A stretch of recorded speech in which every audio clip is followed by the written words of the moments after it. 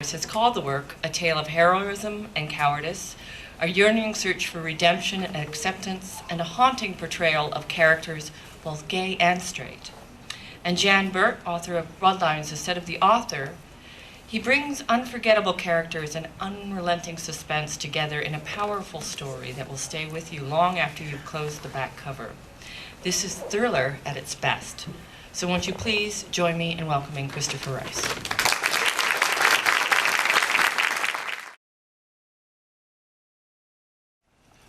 I've been in the South for a week, and in the South they just love everything.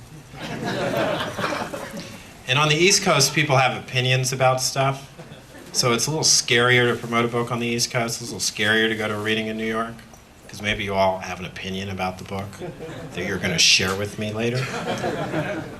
And as I think she mentioned, the thing that I love to do the most when I'm up here is answer questions. And I was in Nashville, and they didn't have a single question. I mean, we sat there like we were in social studies class. It was I'd only been to one other city where it was like that, and that was Ann Arbor. Oh my God, I'm recognizing people from high school, from college. This is such a trip. Anyway, I went to Ann Arbor, Michigan, and it was a nice crowd, nice turnout. And I finished reading, and I looked at them, and they looked at me, and they had no questions. So come up with some questions. I'll answer just about anything, except I won't talk about the musical Lestat.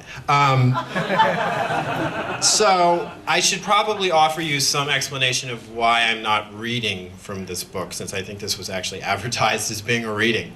I'm in the dead middle of a 25-city book tour. It's 25 cities today. It might be 30 by tomorrow. Cities just sort of add on. And I started by addressing an author's luncheon for the Assistance League of the San Fernando Valley. Does anyone know what an Assistance League is? Okay, they're like retired women who will volunteer for anything at the drop of a hat.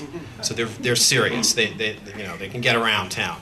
And so we're at this banquet hall in Agora Hills, and they asked me to speak for 15 minutes, which is new for me because usually I get up and I read, and then I take questions. And I've never really liked reading, so this is what this story is about.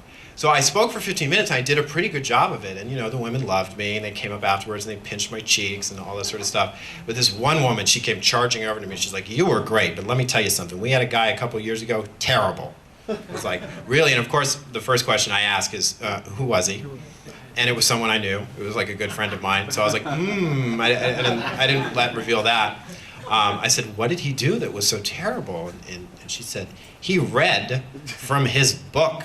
I can read the book. I don't need anyone to read me their book. And I was like, wow, lady. And so apparently she's been coming to the author's luncheon complaining about this for 6 years. And they're all like, "Glenda, this is what authors do. So mostly they read." Anyway, so I'm not reading. She just gave me permission, though, to not read. Because what I really like to do is talk about it. I mean, like, I've lived with it for 2 years. I've been alone with it in my office for 2 years. And the exhilarating and the terrifying part of this is kind of putting it out there and seeing how other people react to it. And the response I've gotten to this book has been well, encouraging, to say the least. I wanted to write an entertaining, suspenseful thriller that addressed the issue of gay Marines and gays in the military without condescending to people, without preaching to people, without sermonizing to people. Is sermonizing a word? Someone will tell me afterwards, because it's New York.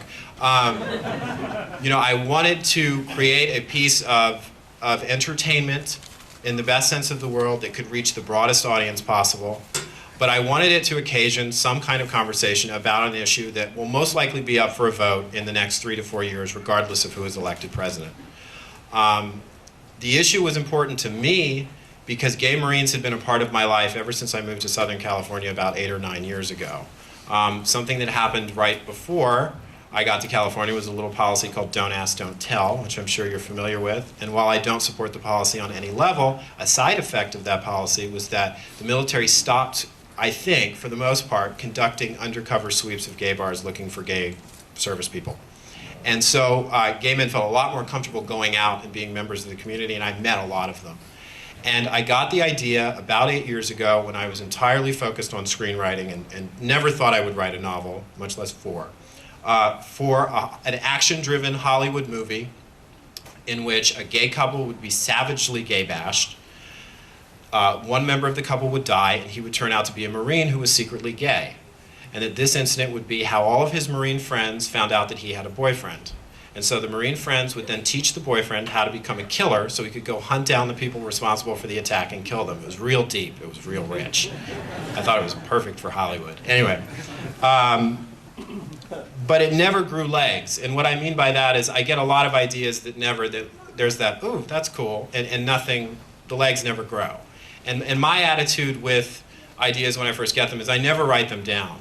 I think if they're worth anything, they'll come back in the rotation. And this idea kept coming back, but it felt too much like a movie. And what happened was, if anyone's familiar with my story, they know that through a chain of very unexpected events, I ended up writing a novel, kind of by accident. I had been completely focused on writing screenplays that have thankfully never seen the light of day. When my mother became very ill, and I was called home to be at her bedside because she had slipped into a diabetic coma, I had nothing with me to work on, and I need to start adding to this story that she got better rather quickly, but I didn't want to leave. I make it sound like she got sick and I went home and began writing as she was like trying to crawl her way up the stairs. That's not what happened. So once she began to recover, I was still there. I wasn't ready to leave. The holidays, I think, were coming up, or Mardi Gras, which was our holiday. And so I needed something to work on. And all I had was this short story, this very disturbing short story that I had read at a reading series in LA, Hello to Lane. It was her reading series, Spoken Interludes. And I had gotten quite a response to it, so I thought, oh, just play with it. Just see if you can make it longer, see if anything will grow out of it. And 3 months later, I had a really messy manuscript that was novel length out of this short story. So, you know, the rest is history.